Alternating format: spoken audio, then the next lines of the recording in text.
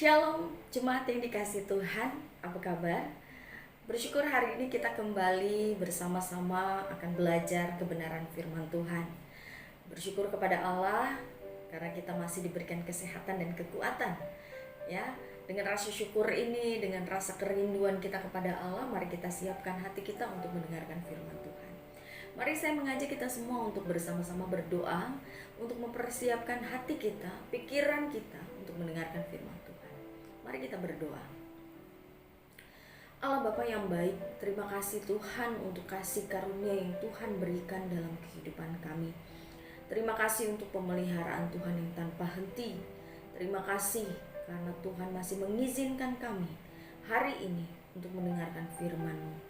Mari Roh Kudus tolong kami, sehingga firman yang kami baca, firman yang kami renungkan, ini boleh memberkati setiap kami, menguatkan iman kami, menumbuhkan iman kami di dalam Engkau Tuhan, bahkan di tengah kehidupan kami.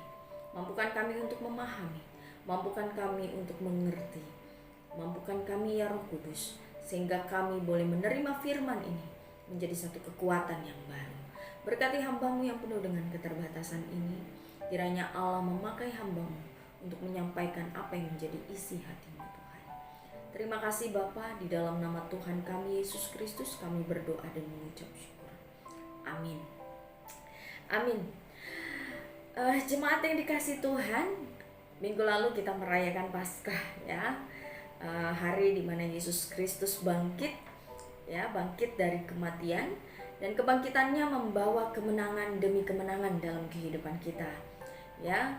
Maut telah dikalahkan oleh kemenangan Kristus.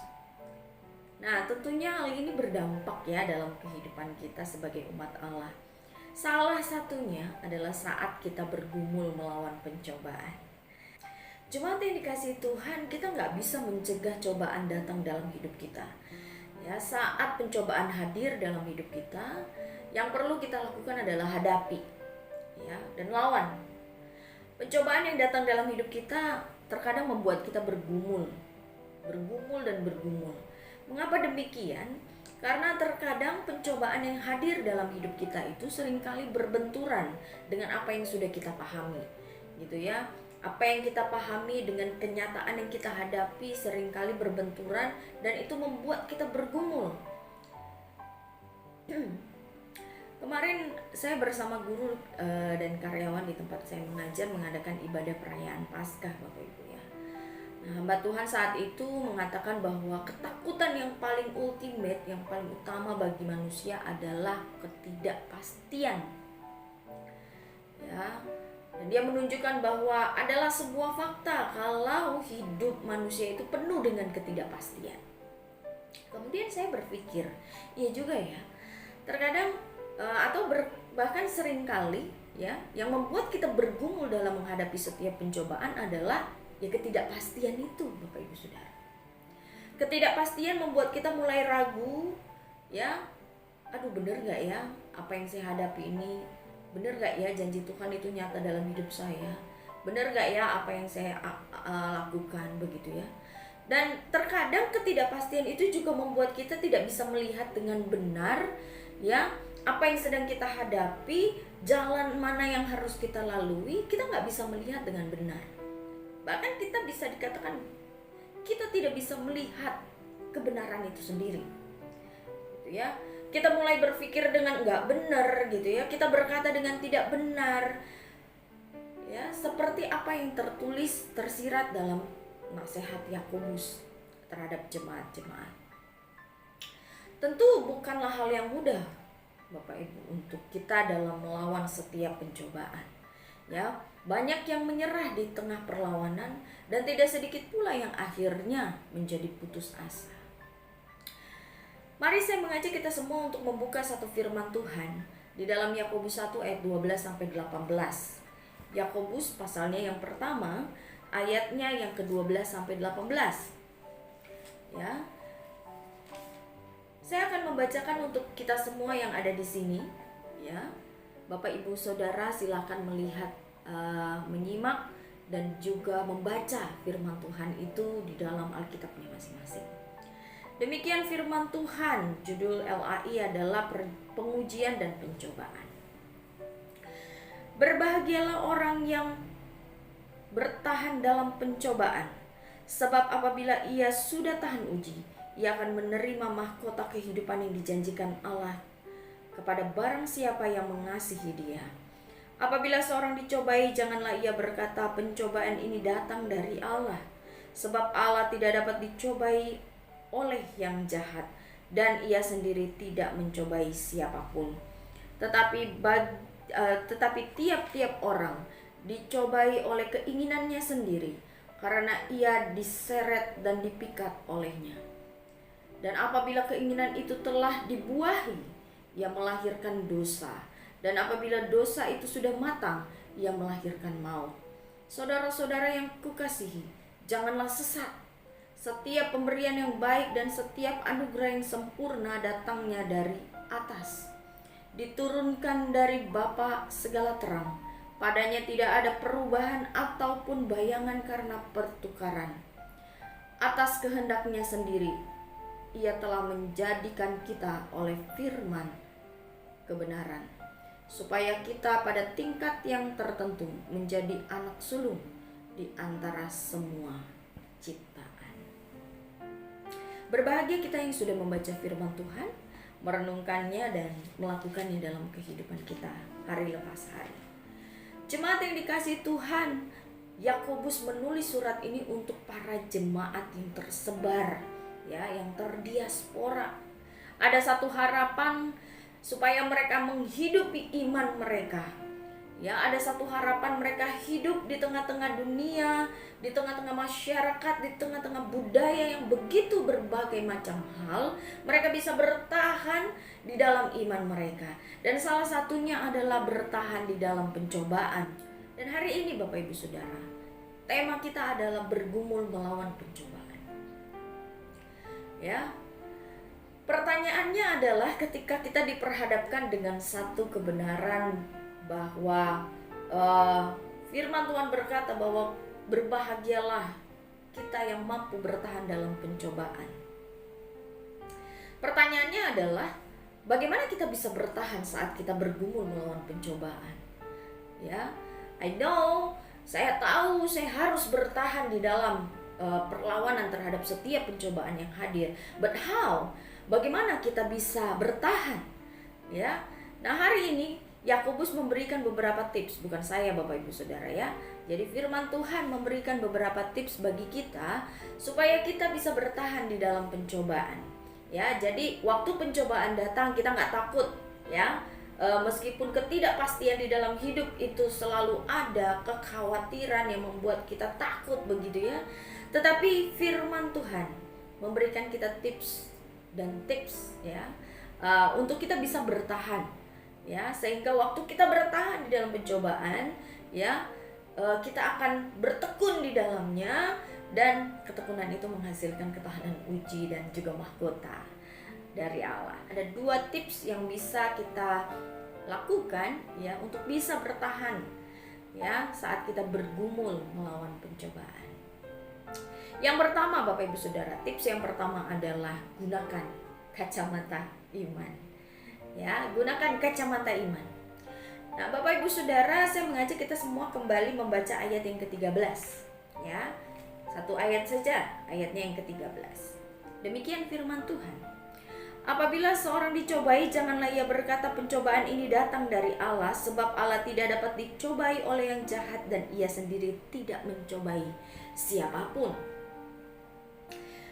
Jemaat yang dikasihi Tuhan, saat kita mengalami pergumulan, satu hal yang sering kali sulit kita lakukan adalah melihat dengan benar. Melihat dengan benar.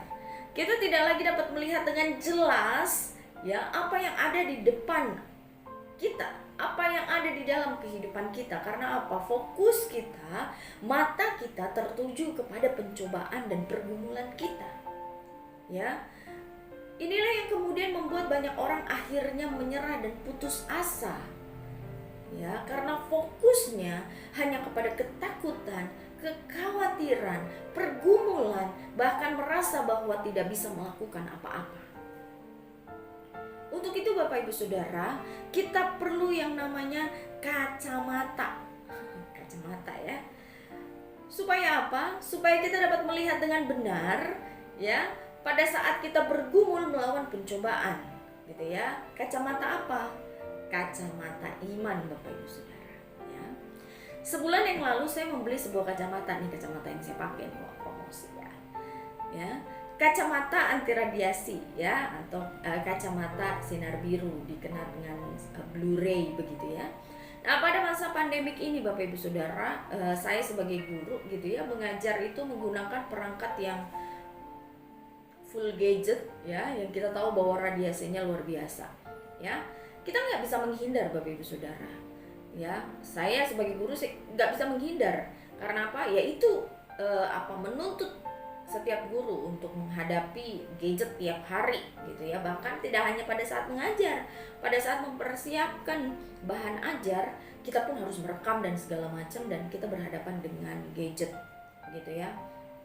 Nah, meski tidak bisa menghindar, bukan berarti kita pasrah lalu membiarkan mata kita rusak ya. Tetapi puji Tuhan, ada yang namanya kacamata anti radiasi ya. Kacamata anti radiasi bisa melindungi mata kita dari radiasi gadget. Saya bukan lagi promosi ya Bapak Ibu Saudara ya. Ya, tujuannya apa? Tujuannya supaya mata kita ini tetap bisa sehat ya, mata kita terlindungi dari radiasi, dan tujuan akhirnya bukan hanya untuk mata kita doang Bapak Ibu Saudara, tetapi ketika mata kita sehat, tubuh kita juga bisa sehat ya.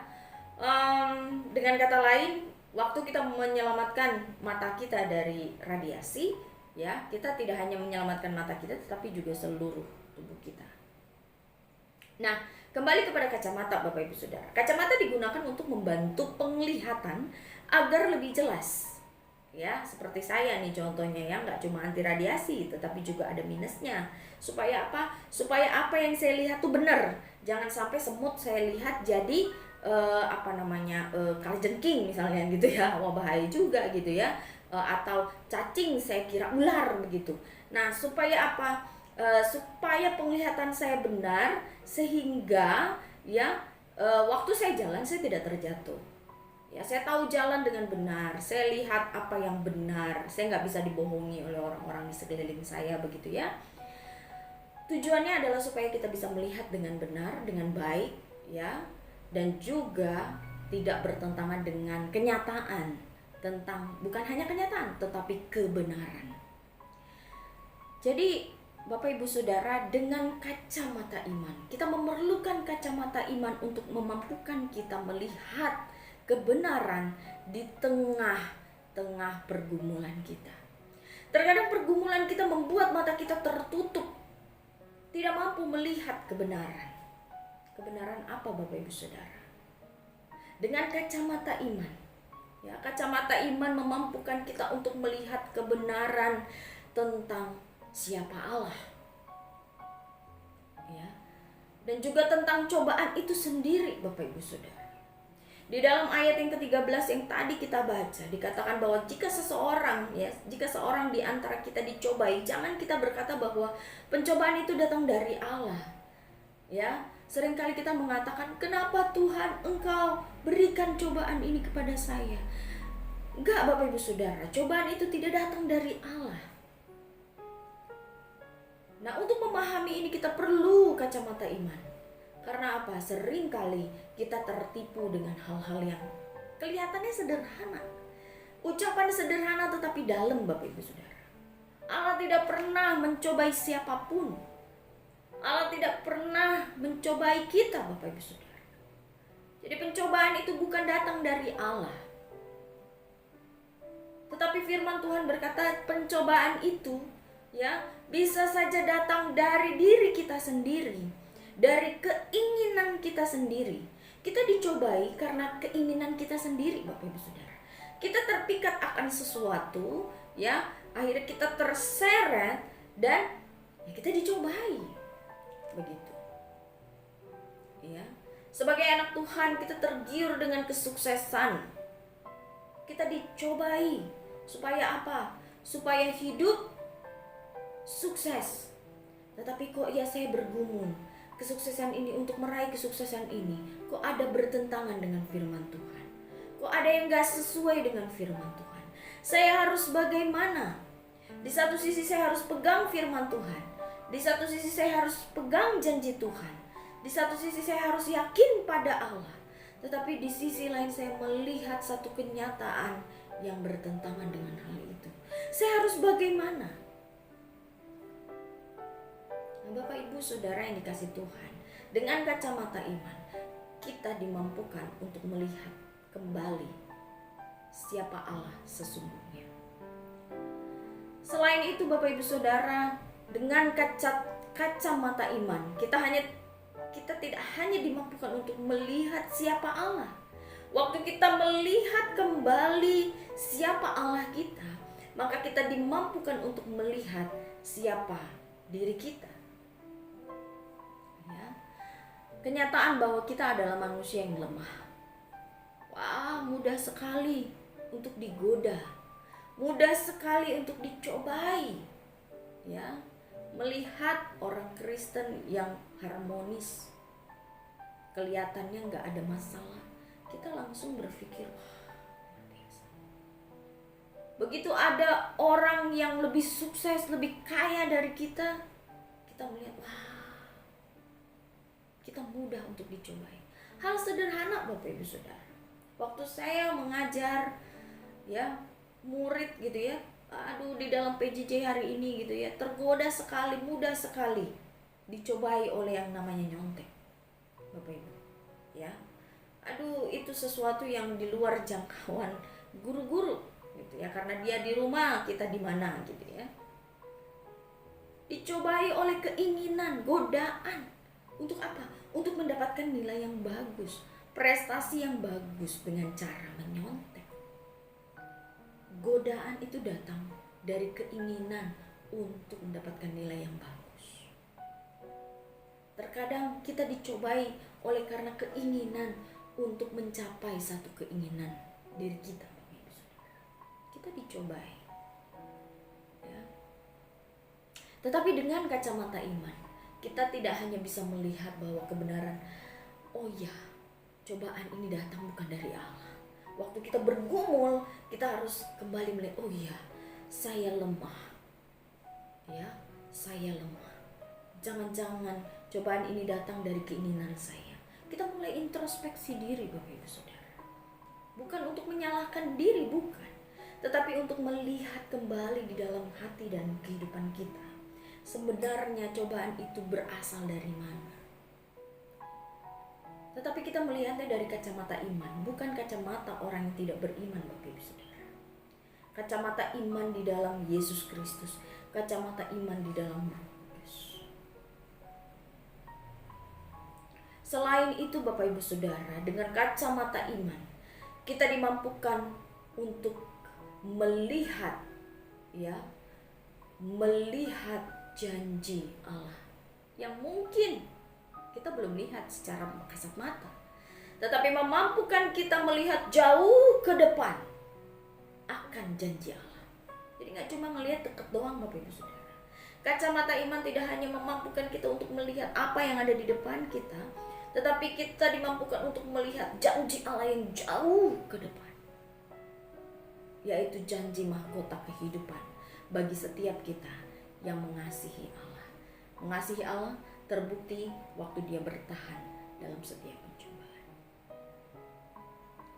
Tentu untuk dapat menggunakan kacamata iman, kita nggak bisa menggunakan kekuatan kita Bapak Ibu Saudara.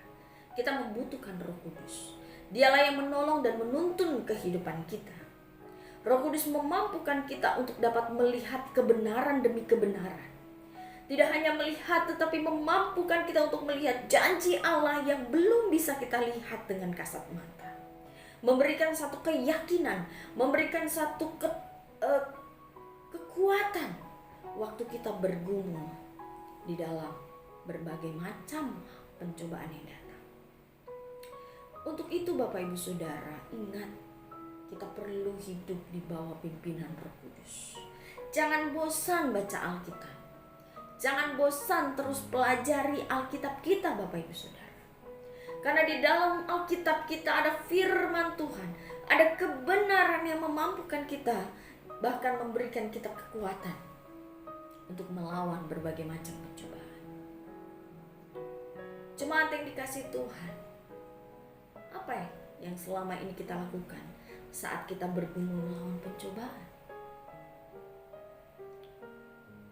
Apapun itu Bapak Ibu Saudara, stop mempertanyakan, apalagi menyalahkan Tuhan. Tips yang pertama waktu kita bergumul ya Bapak Ibu Saudara, tips yang pertama, gunakan kacamata iman. Ya, libatkan Roh Kudus dalam setiap menghadapi berbagai pencobaan. Kita hanya bisa memiliki kacamata iman ketika ada Roh Kudus di dalam hidup kita, ada Kristus di dalam hidup kita. Itulah yang akan memampukan kita melihat, membuka mata kita akan kebenaran demi kebenaran yang membawa kita kepada tujuan akhir yang benar. Ya, itu tips yang pertama Bapak Ibu Saudara. Bagaimana dengan tips yang kedua?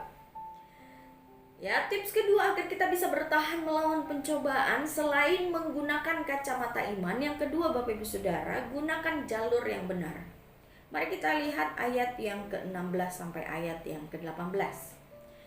Ya, saya akan bacakan untuk kita semua Ibrani pasal 1 ayat 16. Ibrani, Yakobus ya. Yakobus pasal 1 ayat 16 sampai 18. Saudara-saudara yang kukasihi, janganlah sesat. Setiap pemberian yang baik dan setiap anugerah yang sempurna datangnya dari atas, diturunkan dari Bapa segala terang. Padanya tidak ada perubahan atau bayangan karena pertukaran. Atas kehendaknya sendiri, Ia telah menjadikan kita oleh firman kebenaran, supaya kita pada tingkat yang tertentu menjadi anak sulung di antara semua ciptaan. Jemaat yang dikasihi Tuhan, apa akibatnya jika kita tidak berjalan di jalur yang benar? Sebagai contoh, jika motor masuk ke dalam jalur tol, tentu ini bukan masalah bisa atau enggak, ya. Bedakan ya Bapak Ibu Saudara ya. Bukan masalah bisa atau enggak, tetapi permasalahannya adalah keselamatannya. Ada di sana permasalahannya. Seperti kita ketahui bahwa jalur tol dibuat ya, diperuntukkan bagi kendaraan bermotor yang rodanya minimal 4. Tentu ini ada alasan Bapak Ibu Saudara. Ya, alasannya tentu berhubungan dengan keselamatan. Ya. Seorang pejalan kaki, dia harus berjalan atau berada di jalur pejalan kaki agar selamat. Ya, begitu pula para pengendara sepeda harus ada di jalur yang benar agar tidak celaka. Ya. Dengan kata lain Bapak Ibu Saudara, sesungguhnya jalur yang benar membawa kita ke tujuan yang benar, dan tidak hanya membawa kita ke tujuan yang benar, tetapi kita mencapai tujuan itu dengan selamat tentunya. Ya, jadi ingat Bapak Ibu Saudara, kalau kemana-mana, ya intinya bukan masalah sampainya Bapak Ibu Saudara, tapi sampai dengan selamat. Ya, nah hari ini bukan tips supaya kita sampai dengan selamat Bapak Ibu Saudara. Kembali ke firman Tuhan. Ya, saat kita bergumul melawan pencobaan, kita sering kali merasa kehilangan arah tujuan. Bukan hanya itu, tetapi kita mulai bingung, kita mulai bimbang jalan mana yang harus saya pilih. Ya, seperti ada lagunya, ketika ku hadapi kehidupan ini, jalan mana yang harus ku pilih. Ketidaktahuan memenuhi pikiran kita, ketidaktahuan memenuhi kepala kita, kekhawatiran membuat kita ya seringkali justru kekhawatiran itu mendorong kita sehingga kita memiliki keinginan yang sangat besar untuk sampai kepada tujuan dengan cepat. Saya mau semuanya masalah ini selesai, saya mau pergumulan ini selesai, saya mau cepat sampai pada tujuan, saya mau menang Tuhan, gimana caranya? Nah, seringkali keinginan untuk menang, keinginan untuk sampai pada tujuan ya menutupi kita untuk mengikuti jalur yang benar Bapak Ibu Saudara. ya, dan sering kali menjebak kita untuk mengambil jalur yang lebih cepat. Meski jalur itu kita tahu bahwa itu bukan jalur yang seharusnya. Mudah sekali untuk menipu orang yang linglung ya Bapak Ibu Saudara ya, yang gak tahu arah gitu ya. Mudah sekali menyesatkan orang yang benar-benar gak tahu jalan gitu. Ya, demikian pula kita Bapak Ibu Saudara, saat kita bergumul kita seakan-akan gak tahu jalan. Kita tuh seperti orang yang tidak tahu arah. Mudah sekali untuk disesatkan, mudah sekali untuk tersesat. Mudah bagi iblis untuk menyesatkan kita Bapak Ibu Saudara. Mudah bagi iblis untuk membawa kita keluar dari jalur yang seharusnya. Yakobus mengingatkan kepada jemaat jangan sesat. Setiap pemberian yang baik dan anugerah yang sempurna datangnya dari Allah. Jangan sesat. Ada tujuan yang Allah tetapkan bagi kita. Allah tidak pernah berubah. Keselamatan yang sudah diberikan kepada kita jalurnya benar. Satu-satunya melalui Kristus. Satu-satunya melalui kebenaran yang sejati di dalam Kristus. Yakobus mengingatkan kepada jemaat agar tetap berada di jalur keselamatan Allah. Jalur di mana ada anugerah dan kebaikan Allah. Ada kebenaran yang sejati. Jalur inilah yang kemudian membawa kita Bapak Ibu Saudara, orang percaya kepada kehendak Allah, tujuan yang mulia, ya kehendak yang menjadikan kita sempurna sebagai ciptaannya, serupa dengan Kristus. Bapak Ibu Saudara, supaya kita tidak tersesat, ya menjadi orang Kristen yang sesat, yang keluar dari jalur yang ditetapkan oleh Allah, kita harus tahu jalur yang benar. Nah, bagaimana kita tahu jalur yang benar? Kita bisa tahu jalur yang benar. Langkah yang pertama tadi Bapak Ibu Saudara, gunakan kacamata iman kita. Kalau sudah gunakan kacamata iman kita, jangan deny, kita kenali Allah kita dengan benar. Nah, waktu kita mengenal Allah kita, tentu kita tahu apa yang menjadi kehendaknya. Kita tahu jalur satu-satunya hanya di dalam Kristus, hanya di dalam kebenaran Kristus. Ya, jangan hanya cari jalur yang cepat Bapak Ibu Saudara. Ada orang yang berkata, kenapa kita harus menggunakan jalur lambat kalau ada jalur cepat? Bapak Ibu Saudara, tentu ini konteksnya berbeda. Jangan ambil satu kalimat untuk jadi generalisasi kepada semua, apalagi berhubungan dengan kehidupan iman kita. Jangan comot-comot Bapak Ibu Saudara ya, hati-hati, karena kita bisa saja disesatkan oleh beberapa kalimat itu. Saya tidak berkata bahwa kalimat ini sesat. Kalimat ini akan menjadi sesat, membawa kita sesat kalau kita praktikannya dengan tidak benar. Ya. Kenapa kita gunakan jalur lambat kalau ada jalur cepat? Tetapi bagi firman Tuhan, bukan masalah cepat atau lambat. Jalurnya benar atau enggak, itu permasalahan. Ya. Kalau jalur benar yang kita lalui itu bisa lebih cepat, oh bagus dong. Ya. Tetapi kalau jalur lambat yang membawa kita justru itu jalur yang benar, ya kita harus jalur lambat. Gitu ya.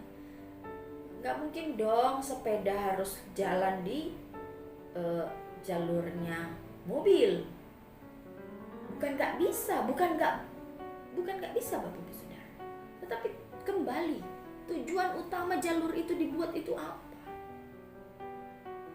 Allah menyediakan Kristus, ya bukan hanya membawa kita kepada tujuan akhir, tetapi membawa kita kepada tujuan akhir menjadi sempurna Bapak Ibu Saudara. Ada kesempurnaan, ada keselamatan yang kekal, bukan sekedar bawa kita ke ujung. Beda ya Bapak Ibu Saudara. Saat kita bergumul, ya, saat kita bergumul melawan pencobaan Bapak Ibu Saudara, tentu kita ingin menang.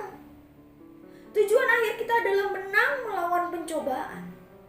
Tetapi pertanyaannya atau permasalahannya bukan kepada menangnya Bapak Ibu Saudara.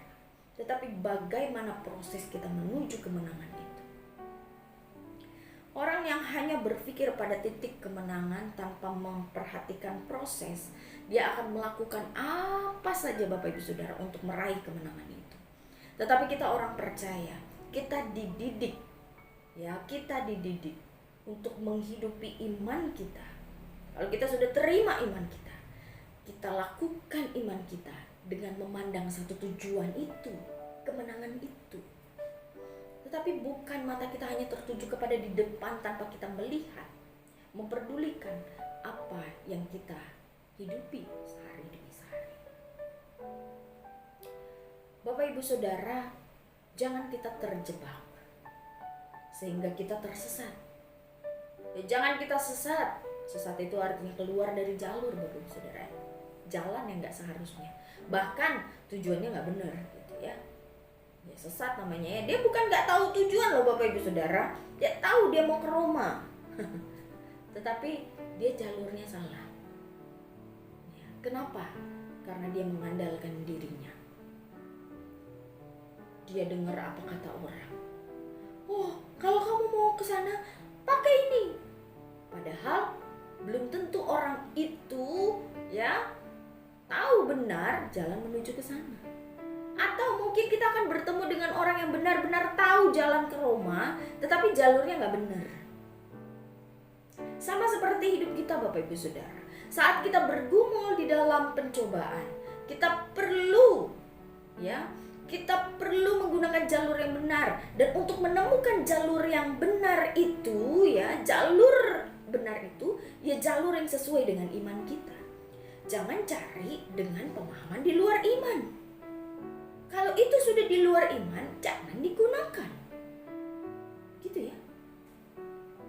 Gunakan jalur iman. Iman kita di dalam siapa? Di dalam Kristus. Cari di dalam Kristus. Bagaimana cari taunya? Baca Alkitab kita. Berdoa setiap hari. Andalkan Roh Kudus kita. Libatkan. Doa. Mohon kepada Allah untuk dipimpin ke jalur yang benar. Jangan hanya punya keinginan besar supaya kita menang lalu kita menggunakan berbagai cara. Sabar Bapak Ibu Saudara. Dibutuhkan kesabaran, dibutuhkan ketekunan untuk menang melawan berbagai macam pencobaan. Intinya Bapak Ibu Saudara, ini tips yang penting. Jangan sampai kita salah jalur ya Bapak Ibu Saudara ya.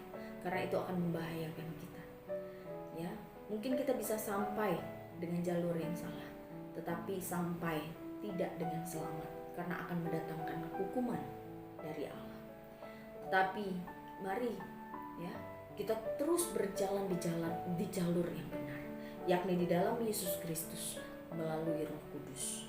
Hidup baru di dalam Tuhan, bertobat dari segala dosa, berjuang.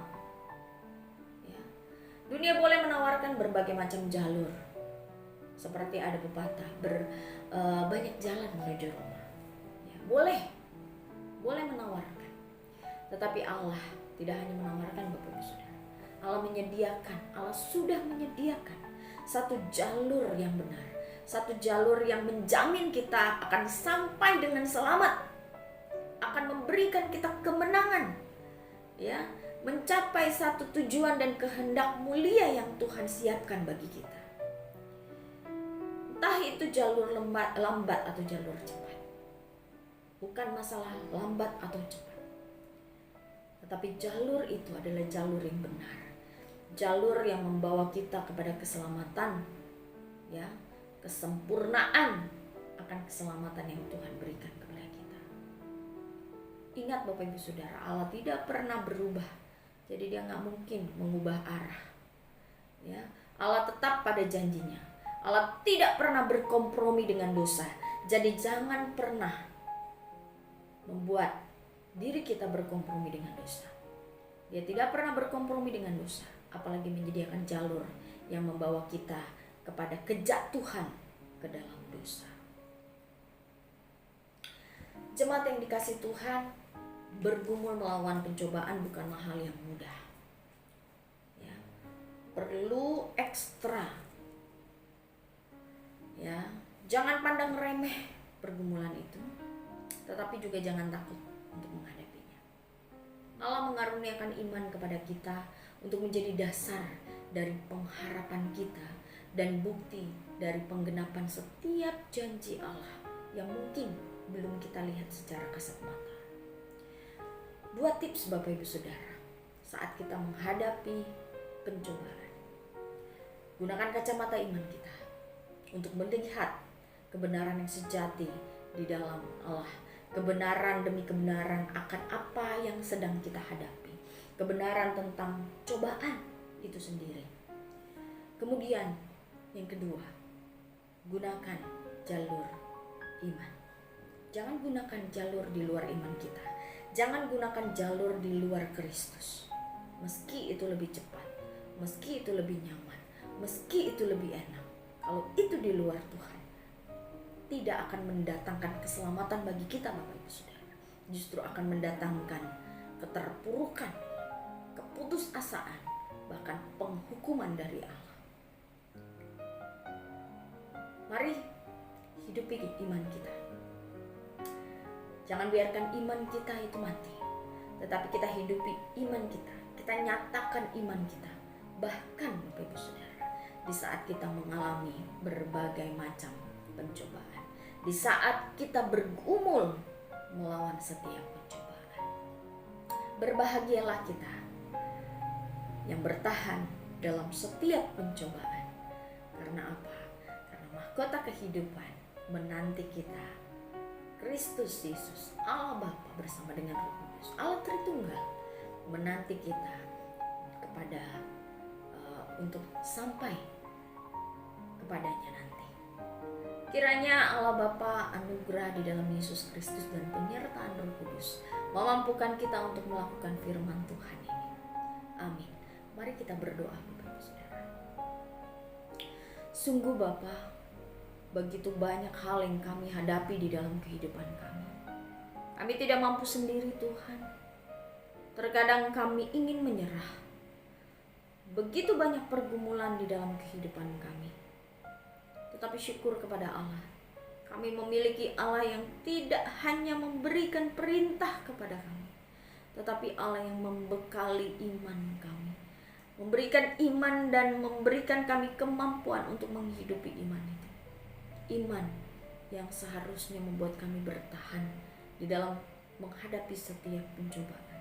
Ajar kami Tuhan untuk mengandalkan-Mu di setiap pergumulan kami. Ingatkan kami Tuhan untuk menggunakan kacamata iman kami di dalam Engkau dan menggunakan jalur iman yang sesuai dengan kehendak dan rencana Tuhan. Sehingga kami Tuhan, saat kami melawan setiap pencobaan yang datang dalam hidup kami tidak hanya berfokus pada kemenangan, tetapi kami berfokus pada iman kami, pertumbuhan iman kami di hadapan Tuhan. Sehingga saat kami sampai kepada tujuan, saat kemenangan itu kami raih, itu adalah kemenangan di dalam Kristus. Kemenangan yang membawa kami kepada kesempurnaan keselamatan yang Tuhan berikan, bukan kepada penghukuman Allah. Terima kasih ya Tuhan, berkati setiap kami, berkati jemaat-Mu, berkati hamba-Mu. Jadikan kami pelaku firman yang setia, jangan biarkan kami tersesat Tuhan. Terima kasih Bapa, ini doa kami, ini permohonan kami, biarlah Engkau sendiri yang membentuk dan mengubah kehidupan setiap kami, semakin hari semakin serupa dengan Kristus. Terima kasih ya Tuhan, hanya di dalam nama Tuhan Yesus kami berdoa dan mengucap syukur. Amin. Amin Bapak Ibu Saudara, demikian firman Tuhan kita hari ini. Kita sudah belajar, biarlah firman Tuhan boleh menguatkan dan terus memberkati kita semua. Salam sehat dari saya, sampai ketemu lagi di lain waktu di saat kita kembali belajar firman Tuhan. Tuhan Yesus memberkati.